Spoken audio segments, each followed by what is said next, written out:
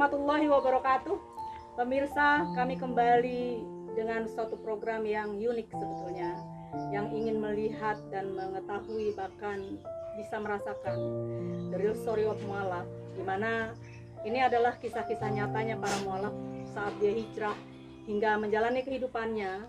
Di masa dia menjalani kehidupan sebagai mualaf, itu banyak sekali hal-hal yang menyedihkan ya Bu ya, yang menyenangkan juga tentunya. Tetapi kembali lagi, di mana seorang mualaf itu pasti akan bahagia di akhirnya. Amin. Ya, amin ya. Meskipun dengan gejolak apapun kehidupan, karena kita sudah hijrah kepada Allah, maka Allah lah luar biasa yang mempunyai kehidupan ini. Oleh karena itu pemirsa, mari saya tidak lama-lama nih, pengen tahu nih seperti apa sih kisahnya Bu Iluh ini untuk menjadi inspirasi para pendengar, pada pemirsa sekalian. Baiklah kalau gitu, ini kita sudah ketemu nih Bu Iluh. Ini adalah kos-kosan ya Bu? Iya, kos-kosan. Kos-kosan, dia berdagang, karena wanita Bali itu lebih perkasa dari pria Bali ya. Dia berjualan apa saja, bahkan menjadi kuli-kuli kasar ya Bu ya. Sebegitu saya tahu dari waktu saya kuliah. Masya Allah. Baiklah kalau begitu pemirsa, saya akan langsung menyapa ya beliau di sini, sudah ada di sini. Assalamualaikum Bu Iluh ya. Waalaikumsalam. Nah Bu Iluh, tahun berapa Bu Iluh menjadi mualaf? Tahun 90. 90 ya. 23 Mei 90. Ya. Ya alhamdulillah ya. Terus bagaimana sih perjalanan selagi jadi mualaf itu, dikarenakan pernikahan sama suami ya? Iya. Kemudian ya, tetapi Bu Iluh memang ikhlas karena Allah nikah sama suami? Ikhlas ya. Subhanallah.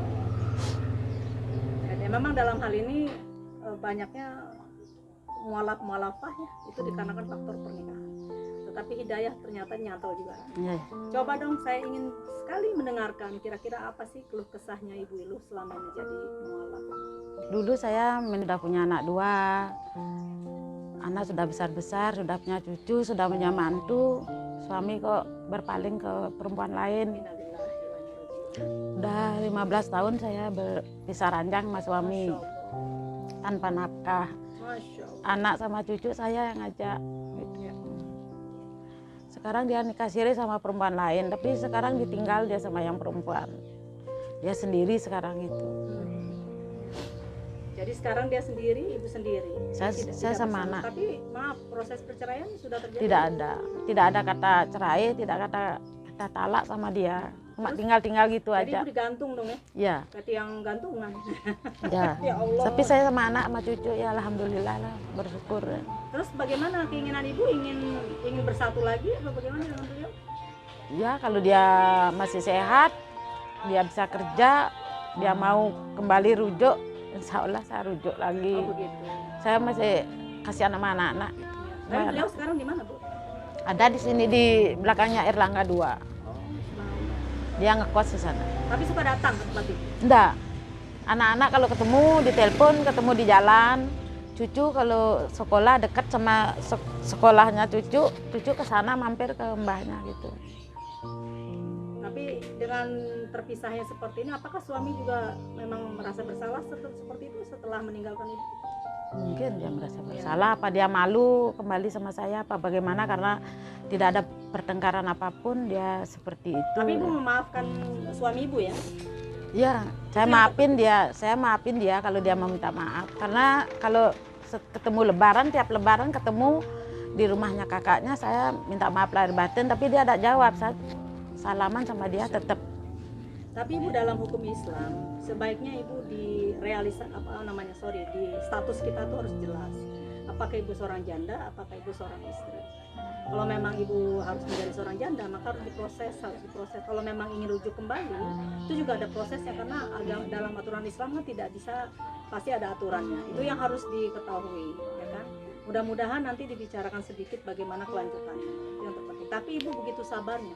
Yang penting gini satu hal, Bu, meskipun suami ibu tidak meminta maaf, tetapi ibu sudah memaafkan, maka Masya Allah Bu, pahala keanugerahan itulah seorang hati mualaf ya. Jadi ibu juga harus lebih.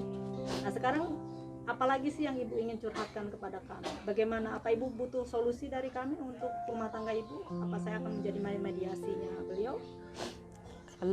Kalau saya bisa, dia biar kembali pulang untuk membesarkan anak cucu saya gitu. Masalah dia kumpul tak kumpul sama saya tidak jadi masalah, yang penting dia pulang rujuk kumpul besarin anak saya sama cucu saya gitu. Nanti kalau dia sakit pulang saya tidak mau saya, karena dia masih sehat, masih bisa kerja. Sabar, ya Allah ya Rahman, Kau Maha Pengasih Maha Penyayang. Bukakanlah mata batin suaminya Ibu Ilu agar bisa apa yang didoakan, yang diinginkan oleh Ibu Ilu itu akan tercapai. Amin. Engkau Maha Kuasa, Engkau yang Maha menggerakkan seluruh makhluk, Engkau yang Maha membolak-balikan hati manusia. Oleh karena itu ya Rob, kami berdoa hanya Engkau yang Maha Kuasa. Bukakanlah mata batin suami Ibu Ilu ya. Itu harapan Ibu Ilu ya. Nanti kita bisa bantu juga kalau sebagai mediasi kami siap untuk membantu. Amin. Itu yang diinginkan Ibu ya. Iya. 15 tahun ya Bu ya? Iya 15, hampir 16 lah sekarang. Tapi dia sering lewat sini tapi tidak pernah mampir. Masya Allah. Tapi memang harus suaminya Ibu Iluh juga ya, karena seorang muslim tuh seharusnya juga mengetahui aturan tata cara, bagaimana tata cara rumah tangga ya kan, aturan-aturan dalam Islam itu perlu diketahui ya. Tapi kita kembali lagi, hanya doa itu adalah power, doa itu adalah kekuatan. Jadi Ibu terus berdoa saja. Apapun yang dilakukan Ibu menjadi ladang amal Ibu yang kepada akhirat nanti. Amin. Nanti mudah-mudahan hanya Allah yang Maha membolak-balikan hati manusia. Jadi ya harapan Ibu tuh kepingin suami balik kembali. Iya. Meskipun istilahnya dia punya penghasilan atau tidak, kerja bareng-bareng gitu. Iya. Dari dulu mulai nikah itu dari nol dah bareng berdua. Udah punya piring satu berdua, cari apa cari berdua. Kok dia bisa seperti itu gitu saya. Di sini Ustadz siapa ya? Ustadz siapa? Ya, Pak Ustadz siapa yang biasa pengajian atau gimana? Banyak Pak Ustadz apa namanya? Pak Ustadz Torekot itu, Tarekot, Pak Ustadz Tuki, Pak Ustadz. Diskusikan dengan Ustadz Tarekot ya, bahwa bagaimana nih solusinya, mungkin beliau bisa menghubungkan. Salah satunya dia menjadi jamaah Tarekot juga ya, Pak Ustadz Haji Tarekot juga ya. Suami pernah ikut, suka ikut itu enggak pernah. Enggak ikut majelis taklim. Enggak pernah. Ya, dengan catatan kalaupun kita sudah berusaha banyak ingin kembali suami kita, doa pun kita sudah lantunkan kepada Allah setiap saat. Ya. Tetapi Allah yang Maha mengkun fayakunkan. Jadi mengesahkan apa doa-doa kita. Jadi jangan putus asa dengan berdoa. Ya. Tapi anak sehat ya? Alhamdulillah sehat. Cucu sehat? Sehat. Wa bi ayyi ala irobitma tuka jiba. Jadi nikmat yang mana lagi? Jadi Ibu akan terus mengingat nikmat yang sudah Allah berikan, anak cucu dan sebagainya. Kata sabar memang manis diucapkan tetapi sulit untuk dijalankan. Namun kembalikan lagi segala sesuatu, kalau Ibu punya masalah kecil, besar, apalagi besar ya sulit, kembalikan sama yang punya masalah, yang memberi masalah itu Rob Allah. Kembalikan saja. Inna lillahi wa inna ilaihi raji'un. La haula wala quwata illa billah. Semuanya karena kun, kita tidak ada daya upaya, ya kan? Ibu ada pesan-pesan atau kesan untuk yayasan kami sebagai inspirasi para mualaf yang lain atau para muslimah yang lain untuk menguatkan ketauhidan, percaya kepada Allah ya, tidak akan tergeser dari agama manapun setelah diislamkan. Kemudian suami tidak menjaga keislaman Ibu, bahkan tidak membina, tapi Ibu istiqomah di jalan Allah tetap ya, insya Allah ya. Kita dilahirkan secara Islam dan pulang secara Islam, itu yang penting. Ada pesan untuk YBMD, untuk yayasan, ada nggak? Pengen doakan kami? Ya. Kira-kira apa nih? Ya. Biar apa YBMD biar langsung maju terus ya, bisa bermanfaat ya. Itu aja ya. Alhamdulillah. Oh ya, nanti mungkin di tahun 2022 ada tablik ya. Insya Allah harus pada hadir semua ya. Insya Allah ya, jualannya berhenti dulu. Karena itu tablik lebih penting ya. Karena didatangkan dari Jakarta, Masya Allah. Mudah-mudahan doanya semua kami harapkan. Ya kan? Ya oke, kalau begitu terima kasih banyak sudah berikan tempat ruang kepada kami ya BMD ya, menyambut dengan baik, Masya Allah. Suruh dicobain semua makanan di sini. Boleh. Tapi udahannya suruh bayar. Enggak.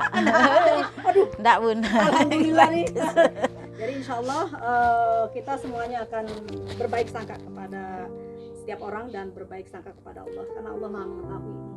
Mungkin dengan kondisi apapun Bu Lili bisa mendoakan, insya Allah dari YBMD itu apapun yang bisa kami lakukan, insya Allah kita mediasi atau bagaimana ya, mudah-mudahan bisa terselesaikan masalah itu. Jadi oleh karena itu terima kasih banyak sudah bersedia untuk kami tidak bisa memberi banyak, tidak bisa memberikan oleh-oleh apapun, lebih banyak di sini nih masalahnya. Ya sebentar kita ada sedikit yang dibawa dari Bu Leleng ya kan dijadikan ladang amal kami meskipun sedikit ya, ada sumbangan sedikit ya berupa untuk cuci-cuci, jadi jangan ngambil dari warung ya.